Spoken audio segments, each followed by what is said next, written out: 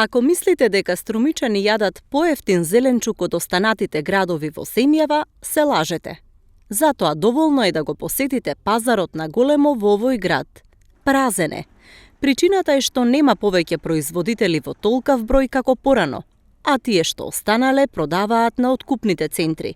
Во вакви услови, зеленчукот што тука се произведува е со подеднакво високи цени како и во другите места во државата. До пред 10 години пазарот на големо во Струмица вриеше од индивидуални земјоделци кои го носеа своето производство на продажба на големо. Но денеска, како што може да се види, е празно и пусто. Овде доаѓаат само трговци и откупувачи. Но и трговците не минуваат подобро. Оние што останале на пазарот на големо се жалат дека нема домашно производство, а увозното е прескапо. Голем број од трговските објекти тука почнуваат и да затвораат. Моментално нешто има еден дел. А што се случува? Случува се, знаеш, што земјоделците не се корист. А тие трговци не дават фискални и ги продават робата 3 пати повеќе. Таа е најголем проблем. А министр ода на магазините и тие му прават некој цена, нема врска. Треба на дело.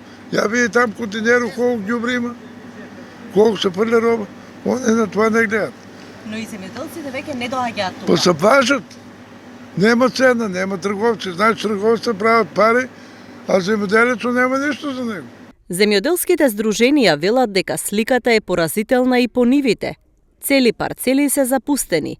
Нема производители, па нема ниту обработени ниви. Мислам дека процентот е сосема мала, знаеме дека една од најголемите причини е напуштање на државата младата популација која што требаше да биде носител на работната рака, таа во најголем процент е веќе надвор од државата, а исто така мислам дека во наредните години, еве ќе бидеме сведоци и оваа година, и климатските фактори ќе допринесуваат до проблем во самото производство. Изгор цените на свежата храна во маркетите и на пазарите тешко се објаснува. Земјоделските експерти велат дека има повеќе причини. Намалено земјоделско производство, климатски промени, зголемени производствени трошоци, но и влијание на кризата од воено-политичките случувања во Европа.